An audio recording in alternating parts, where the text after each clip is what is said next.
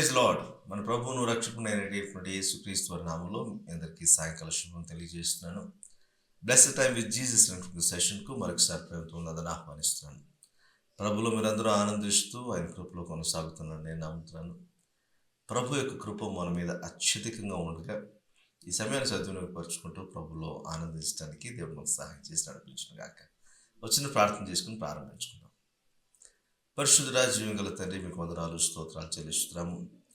గడిచిన వారమంతా మీ సురక్షిత రెక్కల నీటిలో మమ్మల్ని భద్రపరిచి మరొక నూతన పునరుద్ధాన దినమందు మరొకసారి జ్ఞాపకం చేసుకునే భాగ్యాన్ని మాకు ఇస్తున్న విధానం బట్టి మీకు స్తోత్రాలు చెల్లిస్తున్నాం. మీతో ఒక ధన్యకరమైన సమయం గడపాలని ఆశపడుతున్నాం తండ్రి. మరి మా ఆరాధనలో, మా వాక్య ధ్యానంలో మీరు తోడై నడిపించండి. సూటిగా స్పష్టంగా మీ వాక్కు ద్వారా మీరు మాతో మాట్లాడండి. వినగలిగిన చెవిని, గ్రహించగలిగిన మనస్సును మాకు దయచేయండి. మేము మీ దృష్టికి అంగీకారయోగ్యంగా మార్చుకోవటానికి ఈ సమయాన్ని మాకు ప్రయోజనకరంగా మలచమని ప్రార్థన చేస్తున్నాను. ముందు సమయాన్ని మీ ఆత్మస్వాధీనంలోకి తీసుకొని మాకు దీవెనకరంగా, మీకు మహిమకరంగా ఈ సమయాన్ని మలుచుకోమని యేసుక్రీస్తు వారి నామములో అడిగిపెట్టుకుంటున్నాము తండ్రి. ఆమేన్. ఆమేన్. 10 నిమిషాలు ప్రభుని స్తుతిద్దాం. ప్రభుని ఆరాధించుకునేటువంటి సమయం, ఆయన నామాన్ని గొప్ప చేద్దాం. ఒకసారి ఎప్పుడైతే ఆయన నామం బలపరచబడుతుందో, ఆయన నామం ఎప్పుడైతే హెచ్చించబడుతుందో, అక్కడ యేసుక్రీస్తు ప్రభు మనలను దేవుని కొరకు ఆకర్షించేటువంటి ఒక చక్కటి ప్రక్రియ అప్పుడు ప్రారంభించబడుతుంది. మరి దేవుని స్తుతిద్దాం, ఆయన నామాన్ని కనపరుద్దాం. దేవాని నామం బలమైనది నీ నామం. ఈ పాట అందరూ తెలిసిన పాట, మరి కలిసి పాడదాం, ప్రభుని కనపరుద్దాం.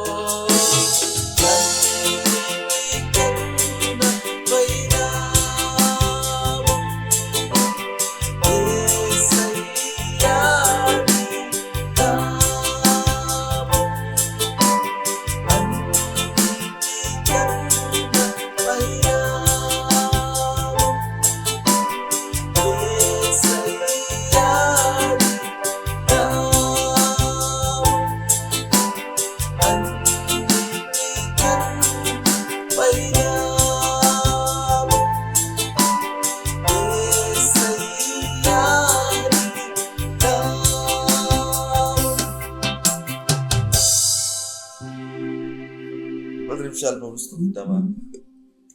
ఆయన అత్యున్నత నామాన్ని ఒకసారి ఆశ్రయిద్దామా? ఆయన నమ్మదగిన నామాన్ని ఒకసారి జ్ఞాపకం చేసుకుందామా? ప్రభా, మీ నామం అన్ని నామముల కన్నా ఎన్న తగిన నామం, కోరదగిన నామం. నీ నామంలోనే రక్షణ, నీ నామంలోనే విడుదల, నీ నామంలోనే స్వస్థత, నీ నామంలోనే మాకు సమాధానం. ఈరోజు మీ నామాన్ని ఆశ్రయంగా చేసుకుని స్తుతిస్తున్నాం తండ్రి. మీ నామాన్ని ఎరిగిన వారంగా, మీ నామం యొక్క మాధుర్యాన్ని ఎరిగిన వారంగా నిజంగా మనస్ఫూర్తిగా మేము స్తుతిస్తున్నాం తండ్రి. మీ నామాన్ని ప్రస్తుతిస్తున్నాం, మీ నామాన్ని కొనియాడుతున్నాం, మీ నామాన్ని మహిమపరుస్తున్నాం. యేసు అనేటువంటి మధురమైన నామాన్ని మరొకసారి స్మరణ తెచ్చుకుంటున్నాం. నీతిమంతుని జ్ఞాపకం చేసుకుంటూ ఆశీర్వాదకరం అన్నారు. యేసు క్రీస్తు పోలిన నీతిమంతుడు ఎవరైనా ఉన్నారా? ఎవరు లేరు కదా ప్రభు. మీ నామాన్ని స్తుతిస్తున్నాం, మీ నామాన్ని ప్రభు ప్రస్తుతిస్తున్నాం, మీ నామాన్ని గొప్ప చేయాలని ఆశపడుతున్నాం. మీ నామాన్ని హెచ్చిస్తుండగా మమ్మల్ని ఇంకా ఎక్కువగా ఆకర్షించండి. మీ నామాన్ని మేము హెచ్చిస్తుండగా మీ ప్రేమ మాలో కృమ్మరించండి ప్రభు. మీ ప్రేమకు సాధనాలుగా, మీ కృపకు సాక్షులంగా ఈ లోకంలో జీవించడానికి మాకు సహాయం చేయండి. అధిక స్తోత్రంలో తగిన యేసయ్య నామమును కనపరుస్తూ హెచ్చిస్తూ మా అనుభవంతో కూడినటువంటి స్తుతిని, ఆరాధనను మీకే సమర్పిస్తున్నాము తండ్రి. Amen, amen, amen, amen. Praise the Lord. Hallelujah. ప్రభువును స్తుతించుట ఎంతో మంచిది, యెహోవాను స్తుతించుట అది ఎంతో మంచిది, ఎంతో మనోహరం అని వాక్యం తెలియజేస్తుంది. అవునా? కీర్తనలో 147వ కీర్తనలో ఈ మాటలు ఉంటాయి. ఆయన ఎందులో భయభక్తులు గల వారి విషయంలో ఆయన ఎంతో సంతోషించే వారిగా ఉన్నారంట. ఆయన కృపను వేడు వారి విషయంలో కూడా ఆయన సంతోషించే వారిగా ఉన్నారంట. ఈరోజు ఆయన కృపను వేడకపోయినా కూడా, ప్రాముఖ్యంగా ఆయన ఎందులో భయభక్తులు మనకు లేకపోయినా కూడా, ఆయన స్తుతించగలిగిన అనుభవం ఒక వ్యక్తి రాగలిగితే, దేవుని మీద ఆశ పెట్టుకోగలిగినటువంటి మనసు మనకు రాగలిగితే, ఆ మనసు ప్రభువు మీద ఆనుకుంటుంది. ఆ మనసు ప్రభువుని వదలకుండా మనం ప్రభు కొరకు జీవించడానికి సహాయం చేస్తుంది. ఈరోజు దేవుడు మన నుంచి ఎటువంటి ఆరాధన కోరుకుంటున్నాడంటే, ఒక ఫ్లాషీ లైట్స్తో లేకపోతే డిమ్ లైట్స్తో ఒక యాంబియన్స్ క్రియేట్ చేసుకొని ఒక ఎమోషనల్గా దేవుని ఆరాధించడం కాదు. కానీ దేవుడు ఉన్నవారం ఉన్నట్టుగా ఆయన సన్నిధికి వచ్చి, ప్రభువా ఇదిగో నువ్వు ఇలా నాకు అర్థమవుతున్నావు, నేను నిన్ను స్తుతించాలని ఆశపడుతున్నాను, నా జీవఫలాన్ని నీకు అర్పించాలని ఆశపడుతున్నాను, ఇదిగో నా చేతులు ఎత్తడం ద్వారా నీకు నా స్తుతి నైవేద్యాన్ని అర్పిస్తున్నాను, ఇదిగో నేను పాడుట ద్వారా నా పెదవులు నీ నామమును కీర్తించుట ద్వారా, ఇదిగో నా హృదయము నీ కొరకు లేవనెత్తుకోవడాన్ని బట్టి నిన్ను ఆరాధించగలుగుతున్నాను అనేటువంటి మనస్సాక్షి ప్రతి విషయంలోనూ అది రాగలిగాలి. అలా రాలేకపోతే ఏదో ఒక పాట పాడితేనే ఆరాధన అని కాదు, ఏదో దేవుని సన్నిధిలో కూర్చుంటేనే ఆరాధన అని కాదు, లేదా ఆయన మందిరంలో కూర్చొని అందరితో కలిసి ఆరాధిస్తూనే ఆరాధన కాదు. మన ఆరాధన అనేటువంటిది జీవిత విధానంలో ప్రతి ఒక్కటి కూడా it concerns your worship attitude towards God. మరి యాటిట్యూడ్ ఎలా ఉండాలో మరి మనం పరీక్షించుకోవాల్సిన అవసరం ఎంతైనా ఉంది. ఎందుకంటే యెహోవా నామమును ఆశ్రయంగా చేసుకొని ఆయన ద్వారా మేలును పొందుతున్న మనము ఆయన ఎవరో మనం అర్థం చేసుకొని ఆయన నామ స్మరణ చేస్తూ ఉండడమే ఆరాధన. ఆమేన్.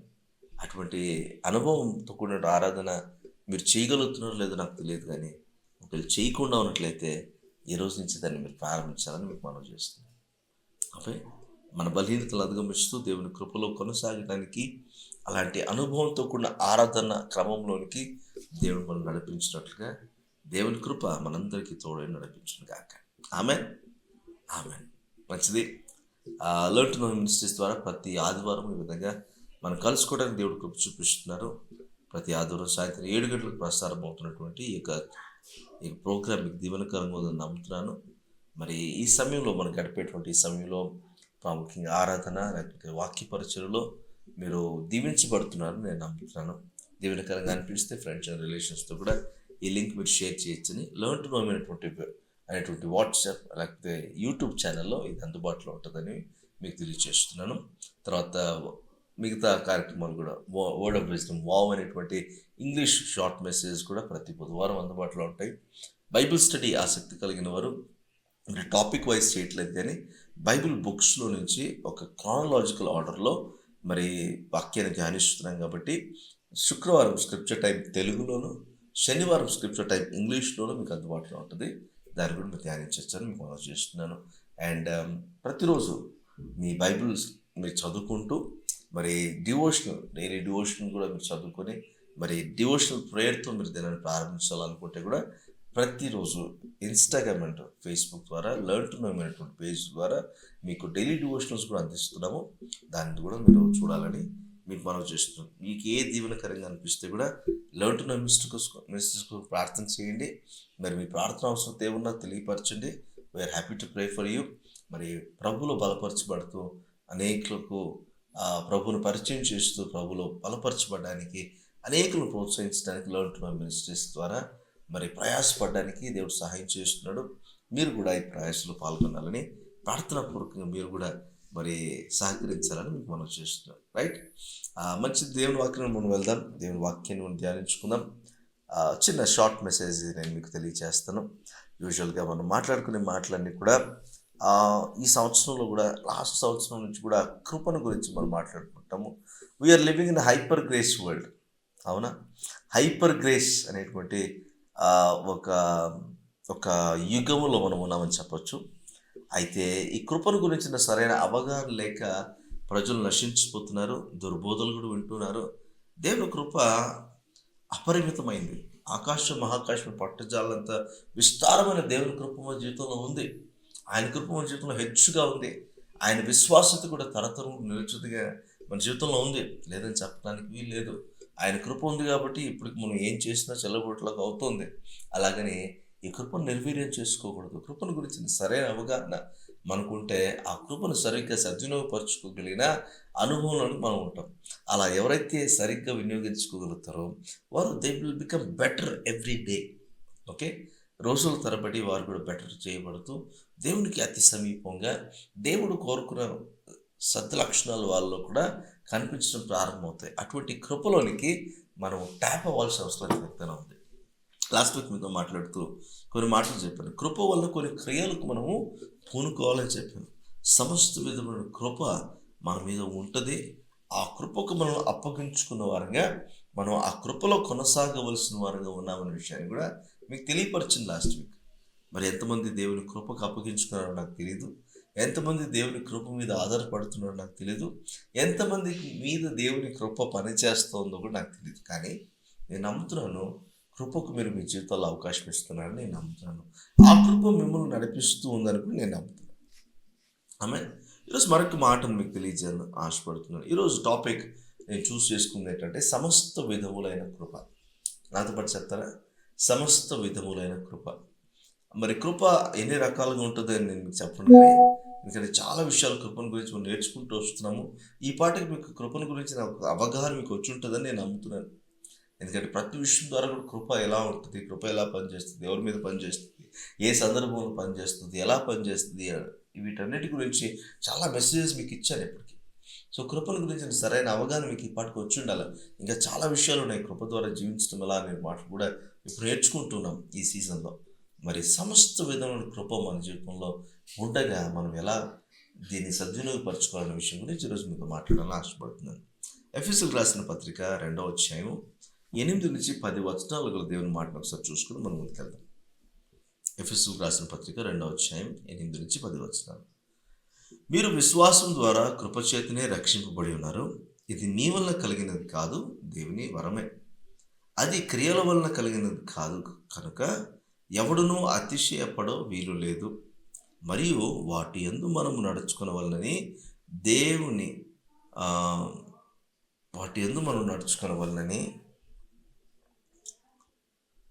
దేవుడు ముందుగా సిద్ధపరిచిన సత్క్రియలు చేయుటకై మనము క్రీస్తు యేసునందు సృష్టింపబడిన వారమై ఆయన చేసిన పని అయి ఉన్నాము. ఈ మాటలు గుర్తుంచుకోవాలి మనం. ఓకే, ఓకే, ఇది మన కాంటెక్స్ట్ సెట్ చేసేటువంటి వచనం ఇది. ఎందుకంటే సందర్భం మనకు అర్థమవుతే దేవుని కృప ఎలా మన జీవితంలో కుమ్మరించబడుతుంది, దాన్ని ఎలా మనం సద్వినియోగపరచుకోవాలనేది మనకు అర్థమవుతుంది. ఎఫెసీయులకు రాసిన పత్రికలో పౌలు చాలా స్పష్టంగా వారికి కొన్ని విషయాలను బోధిస్తున్నాడు.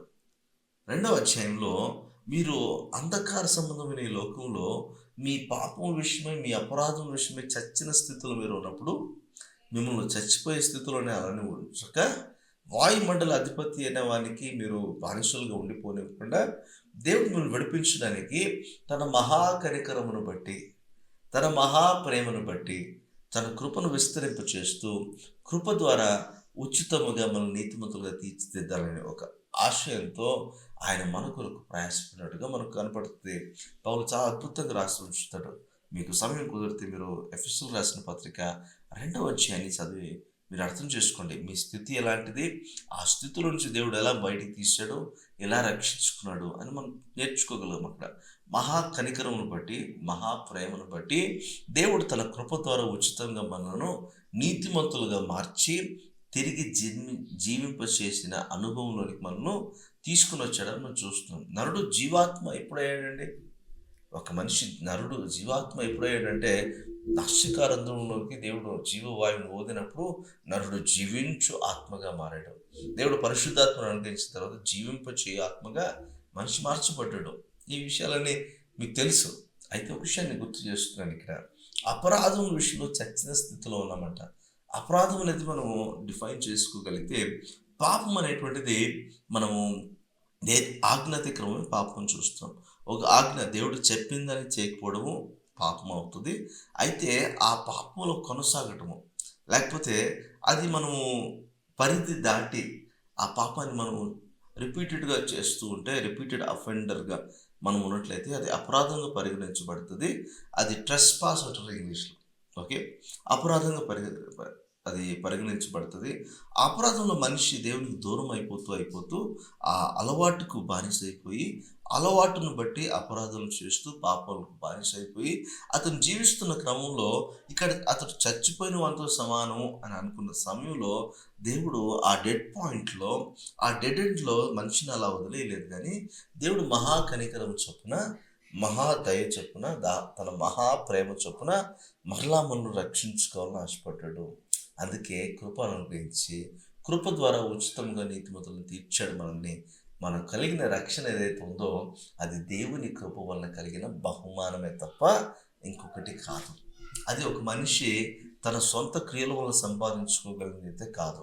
ఈరోజు విభిన్నమైన రీతుల్లో చాలామంది మరి వారి కార్యాలను బట్టి, వారి ధర్మక్రియలను బట్టి, వారి మంచి కార్యాలను బట్టి వారు రక్షించబడడానికి, మోక్షం సంపాదించుకోవడానికి అనేక విఫల యత్నాలు చేస్తున్నారు అని చెప్పడానికి ఎటువంటి సందేహం లేదు. కానీ దేవుడు మనము విఫలయత్నాలు చేయాల్సిన అవసరం లేకుండా, లేకపోతే ధర్మశాస్త్రాన్ని పాటించాల్సిన అవసరం లేకుండా, మన కొరకు యేసుక్రీస్తే ధర్మశాస్త్రాన్ని పాటించి దాన్ని నెరవేర్చి ఆ శిక్షాస్మృతిలోని కొన్ని తీసుకురాకుండా కృప ద్వారా మనల్ని నీతిమంతులుగా తీర్చాడు అని మనం అర్థం చేసుకోవాలి.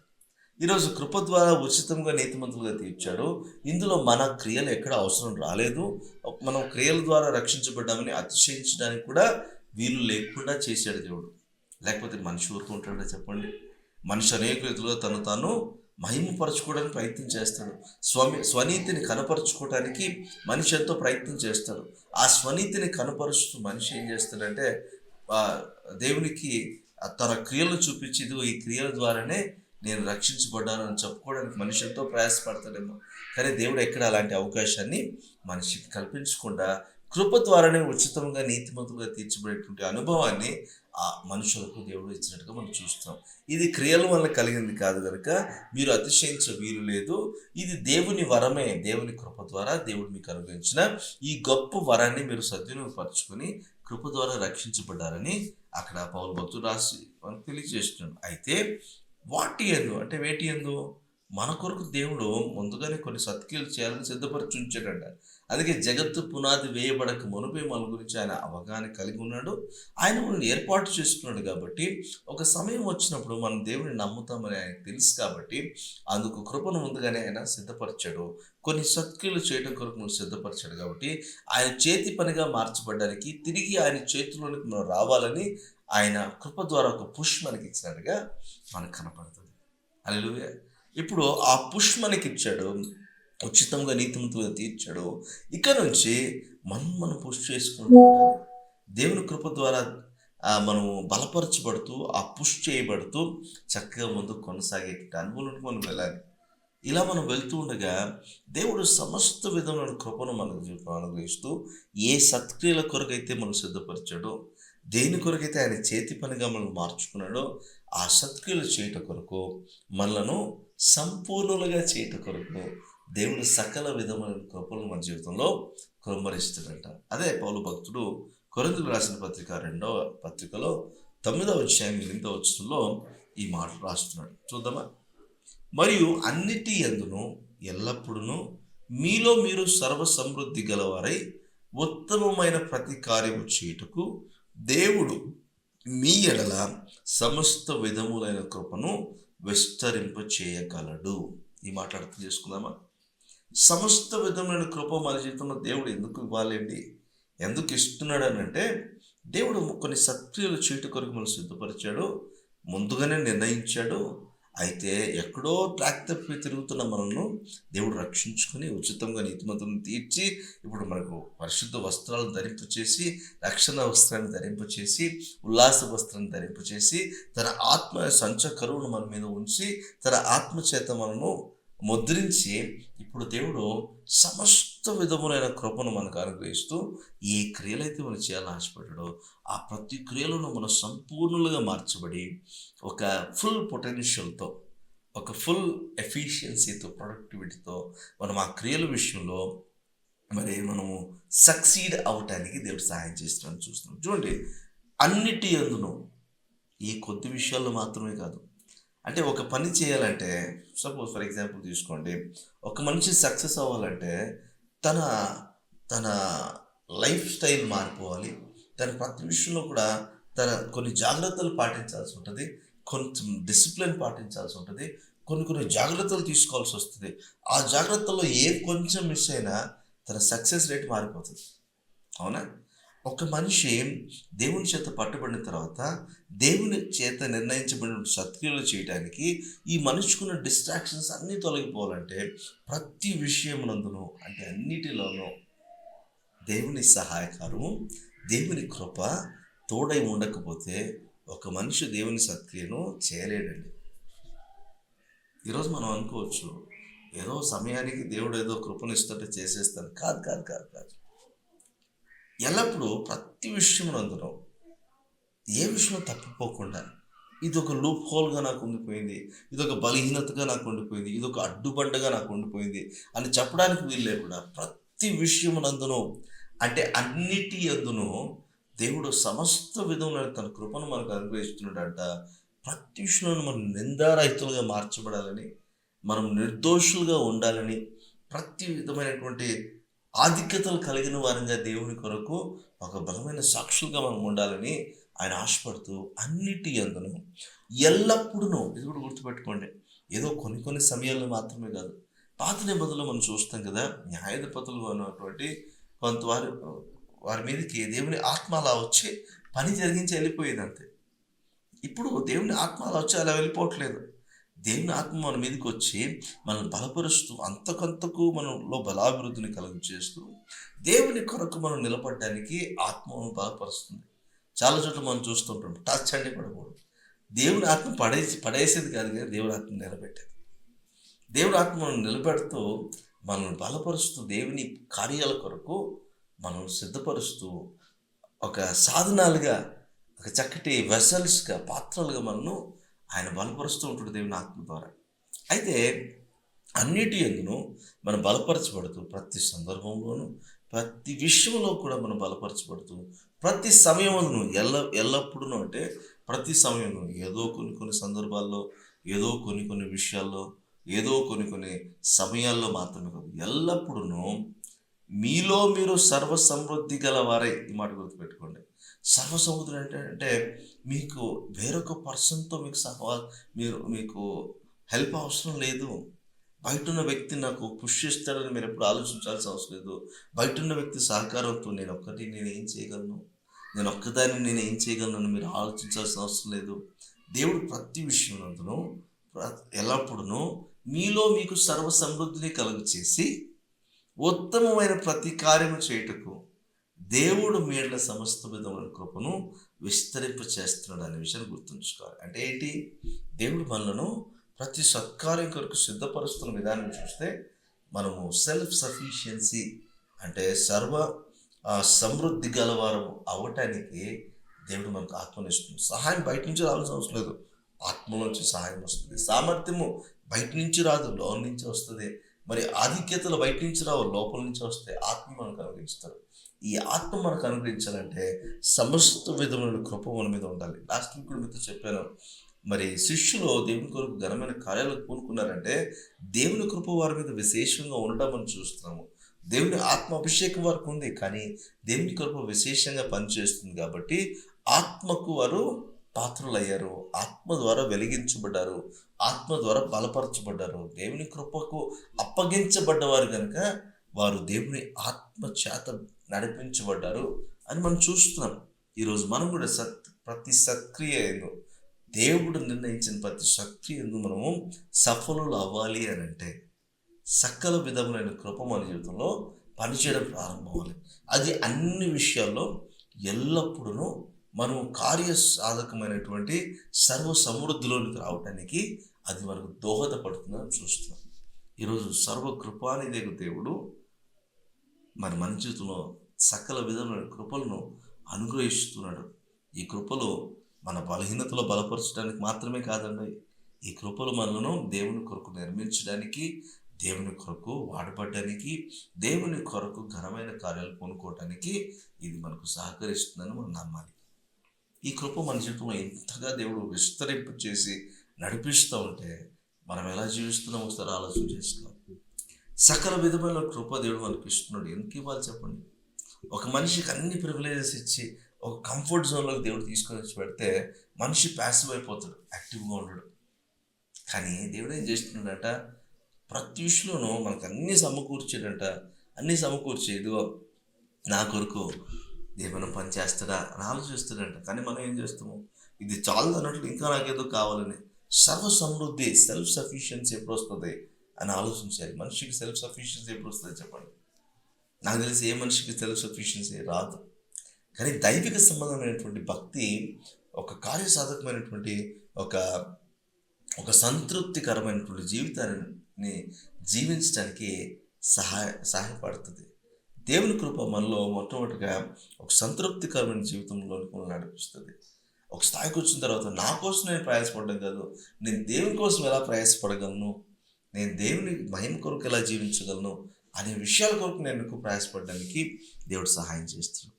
ఇలా చేయాలి అంటే ఏదో అవసరత ఉన్నప్పుడు ఏదో వీకెండ్ మినిస్ట్రీ అనో లేకపోతే ఇంకోటి అని కాకుండా ఎల్లప్పుడూ ప్రతి విషయం నందును ప్రతి సందర్భంలోనూ దేవుని కొరకు జీవించడానికి సకల విధములైన కృపలను దేవుడు మన జీవితంలో ఇన్వెస్ట్ చేస్తున్నాడు.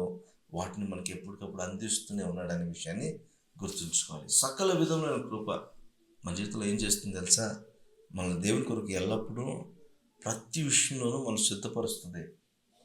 ఎటువంటి సందర్భం వచ్చినా, ఎటువంటి ప్రజల మధ్యలో ఉన్నా, ఎలాంటి పరిస్థితుల్లో ఉన్నా మనం దేవుని కొరకు నిలబడతాం. అది సకల విధంలో దేవుని కృప మళ్ళీ ఆ విధంగా సిద్ధపరుస్తుంది. ఎక్కడో ఉన్నవారం, చచ్చిన స్థితిలో ఉన్నవారం రక్షించుకోవడం ఏంటి, తర్వాత మనల్ని సర్వ సమృద్ధిలోకి తీసుకురావడం ఏంటి, సెల్ఫ్ సఫిషియన్సీలోకి మనం తీసుకెళ్ళడం ఏంటి, అక్కడి నుంచి దేవుని కొరకు ప్రతి సమయమును ప్రతి విషయమును కార్య సాధకమైనటువంటి దేవుని శక్తిని బట్టి ఆయన సకల విధమైన కృపను మనం అనుభవిస్తూ దేవుని కొరకు బలమైన సాధన నిలబడడం ఏంటి అంటే, ఒక వ్యక్తి చనిపోయిన స్థితిలో నుంచి వెలిగించబడి బ్రతికించబడి జీవింపజేయ ఆత్మస్థాయికి వెళ్తున్నాడంటే ఎంత గొప్ప విషయం చెప్పండి. ఒక మంటి నుంచి మంటికి చేర్చబడే లోపు ఇంతగా దేవుడు మనం ఘనపరుస్తాడు, ఇంతగా దేవుడు మనం ఘనమైన కార్యాల కొరకు వాడతాడు అంటే సమస్త కృపను అనుగ్రహిస్తూ మనం ఫ్లేవర్ చేస్తూ మనకు ఫేవర్ అనుగ్రహిస్తూ మనం నడిపిస్తాడని అర్థం. ఎప్పుడైనా ఆలోచించారా? ఏదో నేను పుట్టాను, ఒక రోజు వస్తుంది నేను చచ్చిపోతాను అన్నట్టుగా కాదు, కానీ ఏదో ఈ లోకంలో ఏదో సాధించేస్తాను, ఇంకా సాధించాల్సింది చాలా ఉంది అని కాదు, కానీ దేవుని కొరకు బలమైన కార్యాలు చేయడానికి మనం ఎప్పటికప్పుడు మనం హృదయాలను సిద్ధపరచుకుంటూ ఉండాలి. ఎందుకంటే ప్రతి విషయంలో, ప్రతి సందర్భంలోనూ దేవుడు ఇచ్చేటువంటి అవకాశం సద్వినియోగపరచుకోవాలంటే సకల విధములైన దేవుని కృపలను మనం సద్వినియోగపరచుకోగలగాలి. దేవుడు మనకు ఆ విధంగా సహాయం చేస్తూ మనం చక్కగా నడవటానికి దేవుడే సహాయం చేసి నడిపించాలి. ఈరోజు సకల విధములైన దేవుని కృప మన జీవితంలో ఉంటే ప్రతి సత్కార్యములను బలపరచబడి దేవుని కొరకు ఘనమైన సాధనంగా మనం మార్చబడగలుగుతాం. ఈరోజు శిష్యుల మీద ఆయన కృప ఉండడం మనం చూస్తున్నాం, విశేషంగా ఉండడం మనం చూస్తున్నాము. ఆ కృపకు వారు అప్పగించబడ్డారు. ఈరోజు సకల విధమైన కృపలు మన జీవితంలో దేవుడు విస్తరిస్తున్నాడండి. మనం అప్పగించుకుందాం ఆ కృపకు. ఆ కృప ద్వారా వెలిగించబడి చక్కగా ఆ కృపలో కొనసాగే భాగ్యాన్ని దేవుడే మనకు అనుగ్రహించి నడిపించును గాక. ఆమేన్. తిరిగి ప్రార్థన చేద్దామా? ఒకసారి ప్రార్థన చేద్దాం. పరిశుద్ధుల దయగల తండ్రి, మీకు వందనాలు స్తోత్రాలు చెల్లిస్తున్నాను తండ్రి. ఏదో చచ్చిన స్థితిలో ఉన్న మమ్మల్ని, మా చచ్చిన స్థాయిలోనే మమ్మల్ని విడిచిపెట్టకుండా తిరిగి మమ్మల్ని రక్షించుకొని, తిరిగి మమ్మల్ని జన్మింప చేసి, తిరిగి మాలో జీవము కలిగించే ఆత్మను ఉంచి, సకల విధముల కృపలను అనుగ్రహించి, అన్నిటి అందును ఎల్లప్పుడూ సర్వ సమృద్ధి కలిగిన వారమై దేవుడు నిర్ణయించినటువంటి ప్రతి సత్కార్యములను సఫలులగుచు మీకు మహిమ తెచ్చే సాధనాలుగా మమ్మల్ని బలపరుస్తున్న దాన్ని బట్టి మీకు స్తోత్రాలు. సకల విధముల కృపలు మా జీవితంలో మీరు కృమ్మరిస్తున్న విధాన్ని బట్టి మీకు స్తోత్రాలు చెల్లిస్తున్నాం. మాకు మేముగా అయితే ఇలాంటి పనులకు మేము పూనుకోలేము. మాకు మేముగా అయితే ఇలాంటి స్థితిలో మేము కొనసాగలేము. మాకు మేముగా అయితే ఇలాంటి కృపల్లో బలపరచబడి ముందు కొనసాగలేము. దయచేసి మీరు మాకు సహాయం చేయండి. పరిశుద్ధంగా జీవించడానికి, భయభక్తులు నడుచుకోవడానికి మీరే మాకు సహాయం చేసి నడిపించండి. అయినా మా కొరకు మీరు నిర్ణయించిన ప్రతి సత్కార్యంలో సఫలు అవడానికి మీ సకల విధమైన మీ కృపలు మా జీవితంలో మీరు విడుదల చేస్తుండగా వాటికి మేము పాత్రలుగా ఎంచబడి మీ కృపలో వర్ధిల్లి భాగ్యం దయచేసి నడిపించమని యేసుక్రీస్తు వారి నామములో వేడుకుంటున్నాను తండ్రి. Amen. Amen. Thank you so much. మీరు దీవించబడుతున్నాను నేను నమ్ముతున్నాను. ఈ మాటలు మీకు దీవెనకరంగా ఉంటే మీ ఫ్రెండ్స్తో మీరు షేర్ చేయండి. సకల విధమైన దేవుని కృపను అనుభవిస్తూ, దేవుళ్ళు బలపరచబడుతూ, ఆయనతో కలిసి ఆయన పూనుకున్న పనులన్నింటినీ నెరవేర్చడానికి దేవుడు మనకు సహాయం చేసి నడిపించును గాక. ఆమేన్.